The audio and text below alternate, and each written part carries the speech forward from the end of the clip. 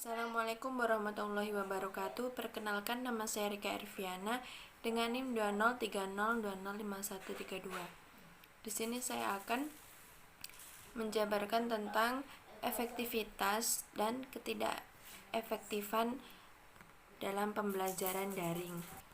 Saat ini pemerintah masih menerapkan sistem pembelajaran jarak jauh atau PJJ pada semester pertama tahun ajaran 2020 hingga 2021.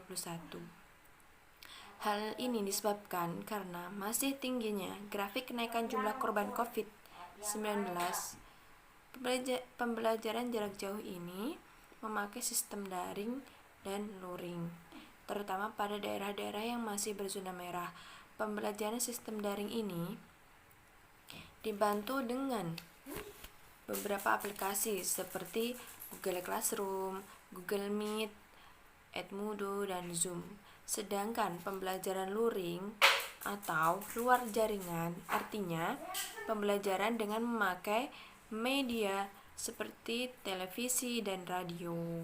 Kedua sistem pembelajaran ini mau tidak mau harus tetap dilakukan di tengah pandemi COVID-19 ini, sebab tidak mungkin peserta didik dibiarkan libur panjang sehingga coronavirus pergi. Lagi pula kita tidak tahu kapan corona itu pergi dari negeri ini. Setidaknya ada beberapa efektivitas dan ketidakefektifan sistem daring dan luring ini.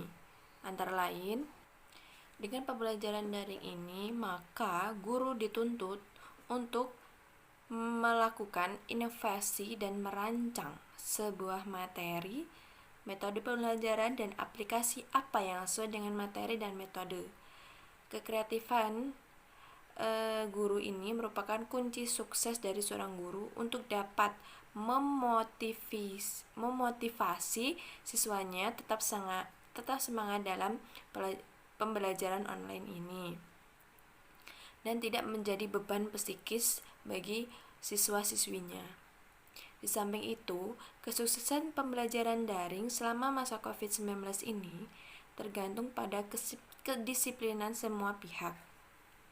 Oleh karena itu, pihak sekolah atau madrasah di sini perlu membuat skema dengan menyusun manajemen yang baik dalam mengatur sistem pembelajaran daring. Hal ini dilakukan dengan membuat jadwal yang sistematis, terstruktur, dan simpel untuk memudahkan komunikasi orang tua dengan sekolah agar putra-putrinya yang belajar di rumah dapat terpantau dengan efektif.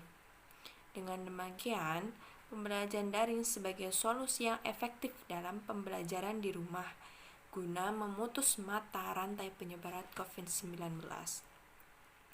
Dengan demikian, pembelajaran daring sebagai solusi yang efektif dalam pembelajaran di rumah ini yang untuk memutus mata rantai penyebaran COVID-19, physical distancing, menjaga jarak aman juga menjadi pertimbangan dipilihnya pembelajaran tersebut. Kerjasama yang baik antara guru siswa, orang tua siswa, dan pihak sekolah atau madrasah menjadi faktor penentu agar pembelajaran daring ini lebih efektif. Nah, itu adalah keefektifan dalam pembelajaran daring ini. Namun, ada juga ketidakefektifan dalam pembelajaran daring ini, yaitu terkadang jaringan internet yang lemot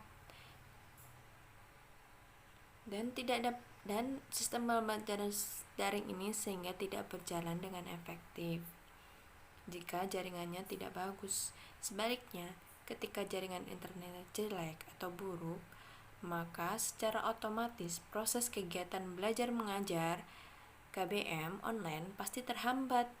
Belum lagi ada peserta didik yang membuat alasannya mengada-ngada. Artinya, banyak peserta didik yang mengatasnamakan jaringan jelek lalu mengurung niatnya untuk mengikuti kegiatan pembelajaran online ini. Hal ini sangat mungkin terjadi apalagi kepala sekolah, guru tidak dapat mengontrol langsung keberadaan mereka di rumah. Jadi nggak ada yang tahu dia itu mengikuti pelajaran dengan baik atau tidak, dan dengan mudahnya membuat alasan-alasan dengan alasan jaringan jelek karena dia tuh tidak mau mengikuti pembelajaran daring tersebut. Kesulitan yang lain yaitu kuota internet terbatas. Orang tua yang terkena dampak COVID-19 pasti akan kesulitan untuk membeli kuota internet, terutama orang tua yang secara ekonomi tidak memadai.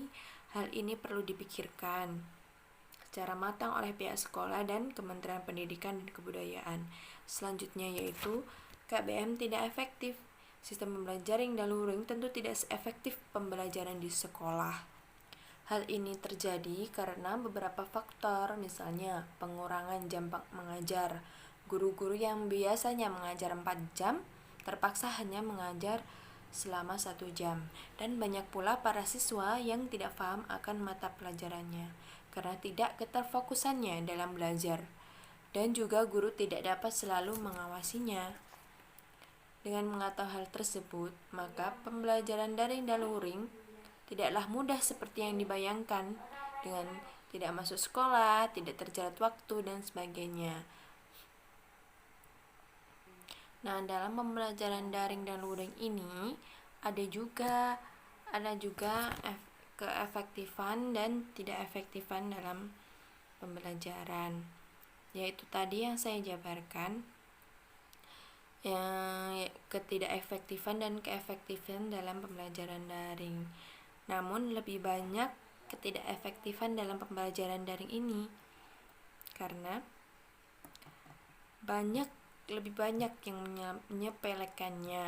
Namun di balik itu semua juga ada manfaatnya dan kemudahannya. Maka kita harus, jadi semua itu berbalik ke diri masing-masing, bagaimana kita mengatur waktu dan menggunakannya dengan sebaik mungkin. Semoga pandemi COVID-19 ini cepat berlalu dengan seiring new normal yang telah diberlakukan oleh pemerintah, sehingga proses pembelajaran bisa terlaksana seperti semula dengan kehadiran guru dan siswa yang saling berinteraksi langsung. Amin ya robbal alamin. Demikian yang dapat saya jabarkan mengenai keefektifan dan ketidakefektifan dalam pembelajaran daring dan luring. Terima kasih. Saya akhiri. Wassalamualaikum warahmatullahi wabarakatuh.